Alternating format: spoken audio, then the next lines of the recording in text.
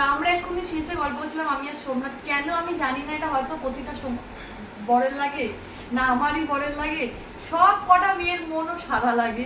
তা আমাদের কোন মনে কাদা আছে সেটা আমি তোকে জিজ্ঞেস করি, তখন বললি না তাহলে আমি শর্টসেই উত্তরটা জিজ্ঞেস করি।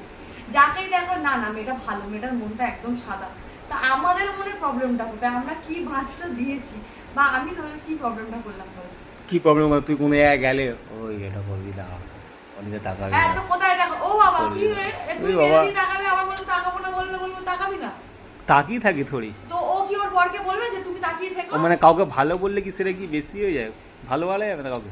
যারা সাদা, যদি বলছি যে সাদা, তারা যদি তাদের বরকে বলে যে তুমি এদিকে তাকানো ওদিকে তাকানো না যেও না, তাদের মনে কাদা। যা যদি বলবে তোমার মন চকচক করছে নতুন মেয়ের দিকে, সেটা বলছে না। না সোমনাথে সব মেয়েদের মন সাদা লাগে, সব মেয়েদের। কিছু বলি মাম্মা?